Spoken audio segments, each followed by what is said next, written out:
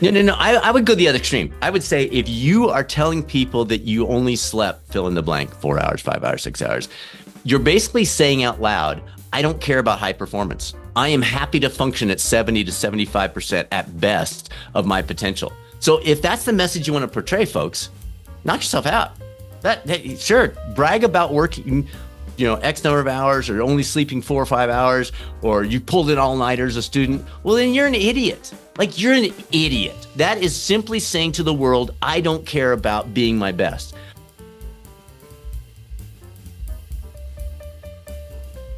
Hey, this is Nick Armstrong, and you are watching the Founded in FoCo podcast. Every episode, we get a chance to talk to an innovative mover and shaker who is working to help connect our worlds of entrepreneurship and nonprofit and solopreneurship and creative entrepreneurship. And today, we are here with Dr. Brad Cooper. Welcome to the show. Nick, it's great to be here. Thanks for the invite. Tell us about what you do. We do a lot of things. I think my vision for my role in this world is to basically be a funnel. I love athletics. I'm a pretty elite masters athlete. We won the Race Across America bike race, 11 Ironmans, pretty fast runner, 4 college degrees across the span. So biology at CSU, right here in FoCo, and then WashU School of Medicine for physical therapy, business degree, MBA at CU. Don't tell anybody I went to CU. And then PhD in performance psychology. So trying to take all that stuff. I'm not the smartest guy in the room. I'm not the best athlete. I'm not a professional or Olympian or something like that. But I love gathering the insights and just talking to super smart people and reading their research and digging into their books and then taking all of that and saying, okay, how can we take their brilliance, apply it through a pretty regular guy. I've had some good fortune in some different areas, but I'm a regular dude. Filter it through that and then lay it out on how can people apply it, because people are busy. People are trying to make their lives better, and so I like being that funnel. I like taking all the other brilliant people's stuff and trying to make it practical, make it make sense on a daily basis, whether it's for work, parenting, school, athletics. It doesn't matter. How can we make this fun, joy-filled, and effective? So there's some hope that we don't each have to accrue 4 college degrees and a PhD in order to actually be successful. I just love all those things. For me are not check boxes. They're just, I'm just curious. I went back for my PhD at 50, Nick. So it wasn't because I need it for work. It was not part of a career path. It's because I was just so curious to study this topic. And we're going to talk a lot about that at the Founded in FoCo unit or event of how do we take the research around functional mental toughness and resilience and ignore all the clickbait and all the headlines out there about it and say, well, what does the research say? How can I as a student, or I as a business leader, or I as a mom or a single parent or whatever, take what the evidence says and get better and get the outcomes that I'm wanting? So that's really what I'm going to be talking about in terms of this idea of unlocking peak performance. I'm super excited. It's going to be a lot of fun. When it comes to the day-to-day routines, a lot of us get stuck in the rote task management, adjusting emails or whatever else, getting back to people, returning phone calls. And we don't ever really get to the heart of the work, the true moving forward passion projects and the things that grow our spirit and our soul. Do you have like an actionable piece of advice to get past all of the noise and just straight into the core? I mean, you touched on it with your question. One of the greatest weapons or tools or resources we have is to distinguish between automation and autopilot. We probably 95 to 96% of what we do every day is autopilot. We don't think about it. We don't ponder it. We don't reflect on it. We don't evaluate it. We don't build in a better strategy. We simply go on autopilot. Now, that can be great. I don't think about what I'm going to eat from 6 a.m. till about 4:30 p.m. I know exactly what I'm having in the morning after my workout. I know exactly what I'm having for lunch. I know exactly what snack I'm having. It is completely on autopilot, but it wasn't always good autopilot. You can also have negative things on autopilot. Your exercise routine. I don't wake up and say, should I run today or hit the gym or take the day off? Like, I know if it's today's Wednesday. Wednesday's a 2-hour ride. it's always a 2 hour ride. It's not a question. It's not a wondering. It's not a, and tomorrow's a 10-mile run. It's just built in. It's automated. So if we can reflect, so maybe that's the better first answer to your question is reflect on what is in autopilot in my life. And so what parts of that are great? What parts of those effective are valuable? And then what parts maybe not? Maybe I reach for that candy bar every day at 1:30, 2:30, whatever. Maybe I have that cup of coffee at 2 p.m. and I know the research says it influences the depth of my sleep, but it's just on autopilot. So the reflection piece, the taking that, and we're going to talk about a new way to journal in the discussion that I think people are going to go, wait, that's journaling? Oh, yes, that is journaling, my friends. So we'll talk about that. But I think that is the biggest single answer to your question is we're not reflecting. So we fall, our head hits the pillow at night with your question of why did my day just consist of blah? And there was no joy. There was none of this stuff, the things that fill my heart. Well, let's reflect on what's going on because the answers are usually obvious when we take the time to do that. Know thyself, right? And Yeah. also know your enemy, which is the noise and distraction. Do you find that people have some pushback against some of the more specific tools or recommendations you have, in particular, like journaling, right? I heard it in some of your intonation there about the idea of like, oh, that's journaling. Like, Right. I think we've all kind of got the idea of like, especially those of us who love to run to an office supply store and like stock up on journals or fancy Yeah. pens or whatever else Yeah. and just have those at the ready. Uh, the new tool, the new shiny, flashy thing, the thing that will save us from ourselves. What is the tried and true pieces that you have found that Mm. don't accrue a lot of pushback and also don't have a high failure rate for the average entrepreneur? Yeah, that is such an easy answer, and yet people are gonna go, really? That's all you got for me? We call them the cornerstones, and I'll talk about in the founded in FoCo presentation. The catalyst cornerstones are real simple. It's move, it's fuel, it's rest, it's connect. Those four things, and those mean different things to all of us. So that doesn't mean run, it's move.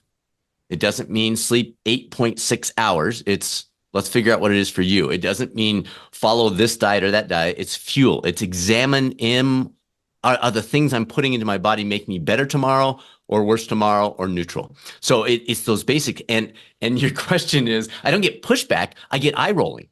I get, yeah, whatever. But when we share the evidence, when we tie the ribbon between the cornerstones and the research on mental toughness, and these leaders, these executives, these high performers realize that those four elements completely change their mental toughness.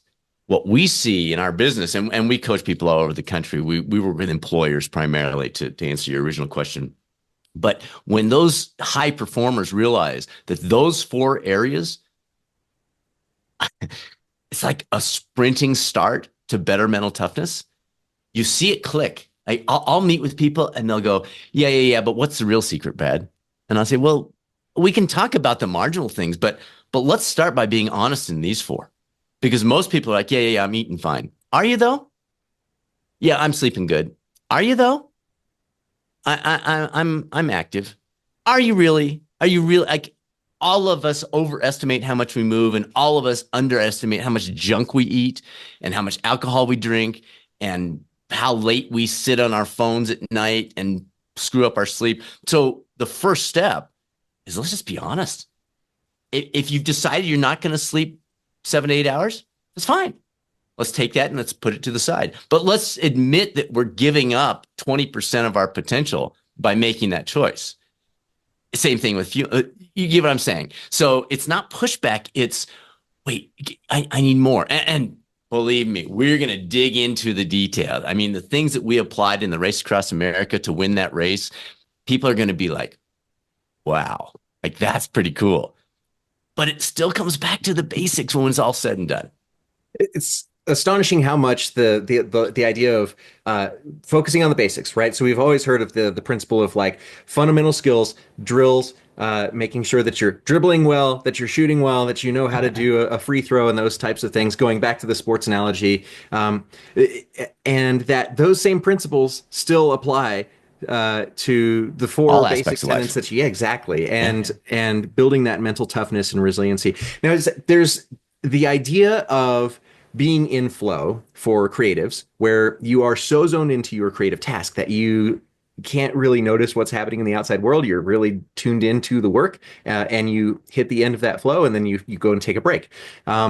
What does that look like for someone who has built up that mental fortitude, who has done the skills and had the mastery of, maybe not even mastery, but just the consistency of doing those four concrete pillars well? Yeah, when you take the next step into this model, and folks, what we're talking about here is the functional mental toughness model. It's something that we had published internationally. We're going to be digging into the details of that. We can't cut it. I mean, we could talk about it for 8 or 10 hours. We're not going to cover it in 45 minutes, but I'll give you three specific things you can do in each of the three elements. So it's basically a 3 by 3. And those three areas are thrive, prepare, and activate. So that flow piece, we can extend that out. So if that flow for you has typically been 27 minutes, 2 hours, whatever it is, we can extend that out by applying these components under the thrive, prepare, and activate piece. If you feel like, yeah, I hear about flow, I've read the book, I get it, but she sent me how he doesn't know my life. Like I get his research, but he didn't understand me. Okay, well, let's talk about you. And folks, that's what we're going to be talking about in this presentation is I'm going to ask you right out of the gate, what matters to you? Because what's important to me, what is peak performance for Brad? That's not for you. That's completely different. But you have yours and I have mine. And we can take these pieces and expand, whether it's flow, focus, energy levels, concentration, outcome, whatever it might be, by applying those three things that we're going to use as examples within the three components. I love the idea of the individualization of these principles and the outcomes themselves. Who are you hoping shows up in the room? People that care. That's pretty broad. They care about what? They care about their outcomes, or yeah, about better performance. The folks you can get by in this world pretty easily.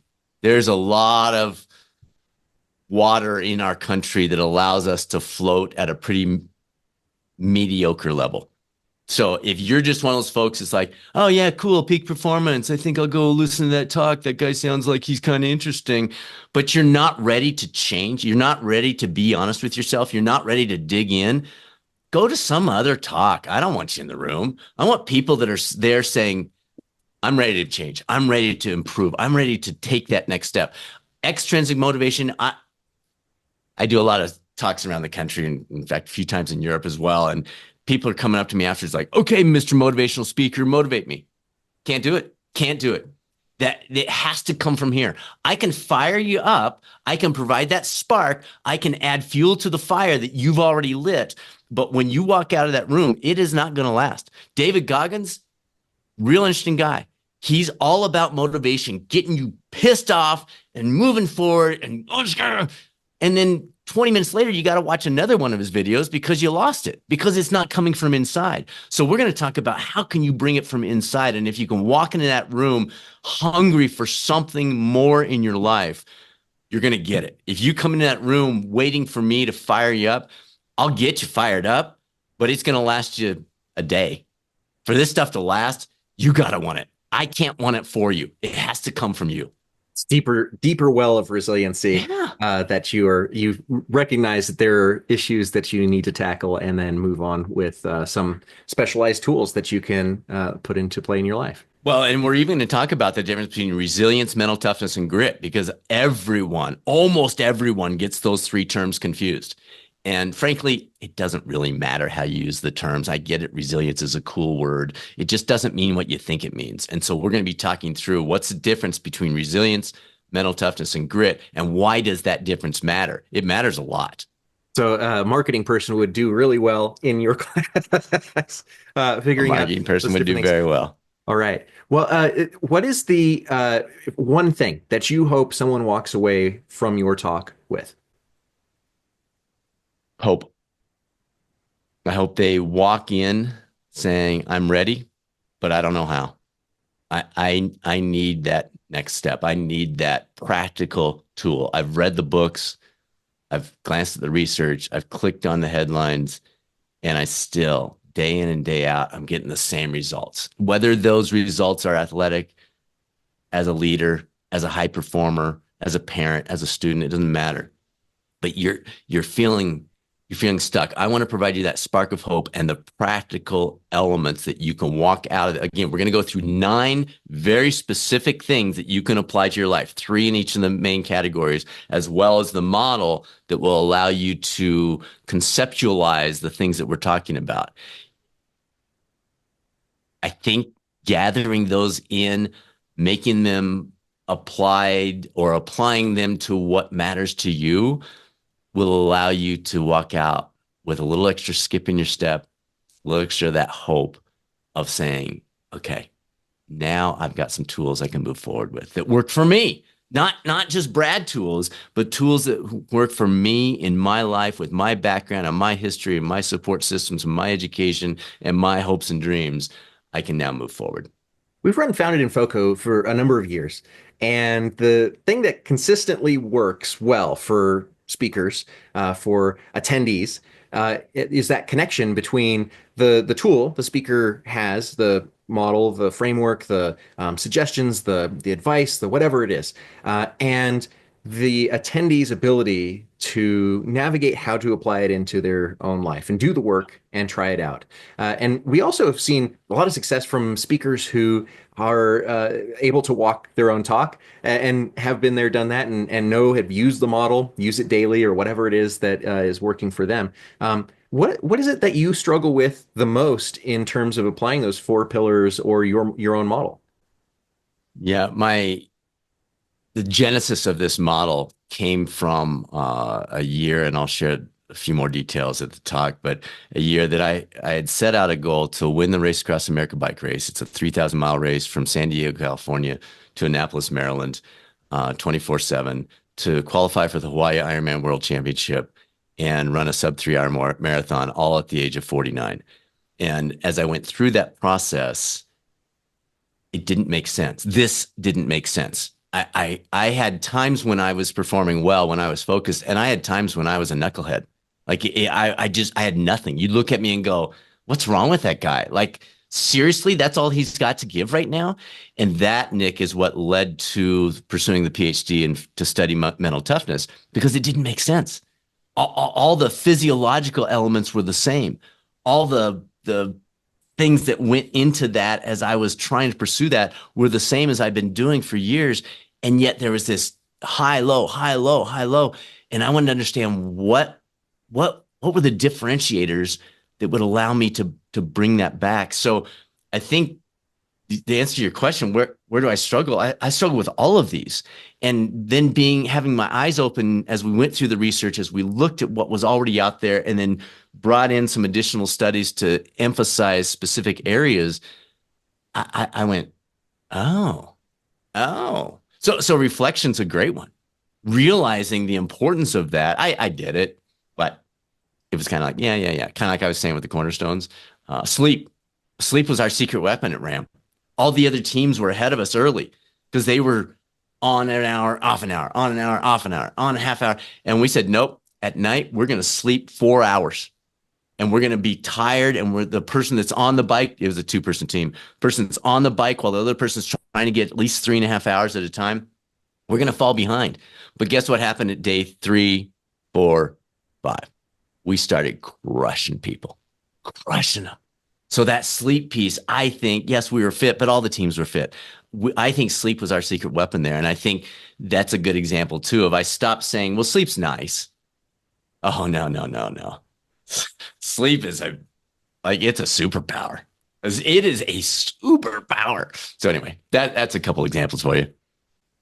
We all know the common thing of like, hey, don't let's not make superheroes out of the people that are lacking in sleep and running Oh, themselves ragged. no, no, no. I would go the other extreme. I would say if you are telling people that you only slept fill in the blank 4 hours, 5 hours, 6 hours, you're basically saying out loud, I don't care about high performance. I am happy to function at 70 to 75% at best of my potential. So if that's the message you want to portray, folks, knock yourself out.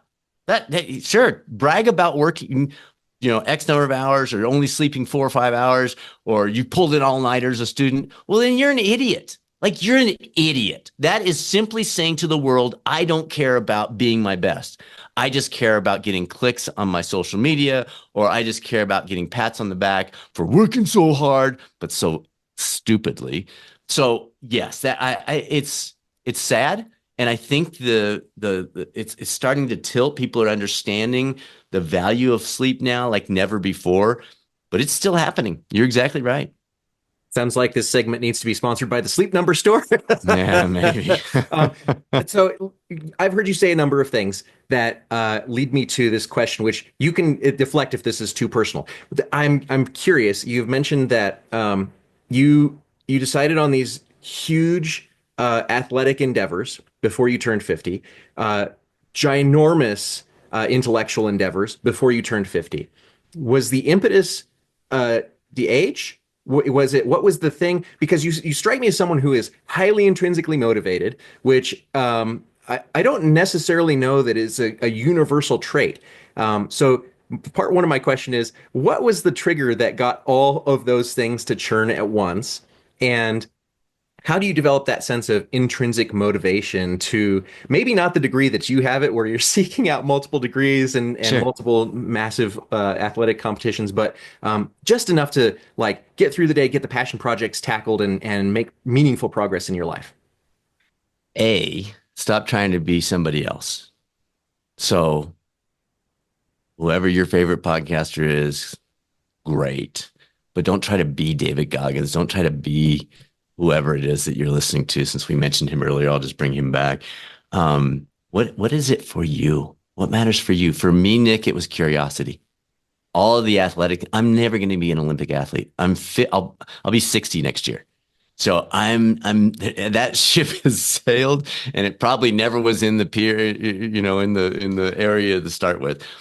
But I love being curious about how fast can I run at age 59? How much can I learn about this new topic? You see, so for me, only for me, this is not true for the people listening, everyone, maybe it's some people. For me, it was curiosity. For me, it's, I wonder, could that happen? And then I've got a wonderful support structure. I've been married to my wife for 32 years. She's the most amazing woman on the face of the earth. I'm the luckiest guy in the world. That's a game changer. Like that is a game changer. We have great kids with those relationships. That's not a detractor. It's an additive effect. The time we just spent time with our daughter and her husband last night at the basketball game. And that's just a valuable time. So I'm very fortunate in those areas, but curiosity has been my driver. You need to figure out what's your driver. Once you have this figured out, one other quick comment. I think people, they use the word I've got to instead of I get to. It's a one letter difference. It is a massive, massive outcome difference. When we forget about the joy, we're constantly saying, I should work out. I should do this task. I should find the joy, add the joy, or tune into the joy. So if you don't like exercising, you haven't. I heard our pastor said something the other day about if you're bored in your marriage, you're not paying attention. And I was like, that is awesome. Like, that is so awesome. And it applies to everything. If you're bored working out, you're not paying attention. Or you need a different option. There are so many options for exercise. If you don't like to run like I love to run, then do something else. There's 1,000 other. If your volunteer thing that you're committing to build the community is boring to you, there's 500 other options just in Fort Collins, let alone broader. So it's either tuning into the joy, realizing it's there. One of my favorite things with running is we've got an Australian Shepherd, and she's just happy. Like she's just, and when you see her so joyful, you can't help but love the run. So tune into it, add it, listen to, bring music into your world, pick a different volunteer job or different exercise, or tweak things so that you can tune into that. So yes, I think that joy piece is so big, and it's always there if we pay attention. Well, you can hear more from Brad at Founded in FoCo. And come check out the session. We're launching the schedule. Depending on when you listen to this, it's going to be right on the 31st. So the schedule is going to be live. You can start RSVPing for your sessions. Brad, any last words of wisdom or advice for our audience? Come ready, everybody. We're going to have a good time.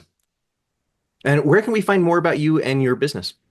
A couple spots. So I write a lot about second half of life. So people that are in that second half of life, you can look at the Better Path Substack. We've got that articles talking about algorithm and how to defeat that 1% that kicks in every year. Website is catalystcoaching360.com. And then you can follow me on Twitter at Catalyst, the number 2, Thrive. So I appreciate it, Nick. This was fun. I'm looking forward to it. Dr. Brad Cooper, thank you for joining us today on the show. And for more awesome entrepreneurs and people who will help you change your life for the better, come to Founded in FoCo, March 11th through 13th at the Fort Collins Senior Center. We cannot wait to see you there. Tickets and more available at foundedinfoco.com. Hey, thanks for listening. I'm Nick Armstrong, and this is a Founded in FoCo podcast. For more great interviews like this one, join us at foundedinfoco.com.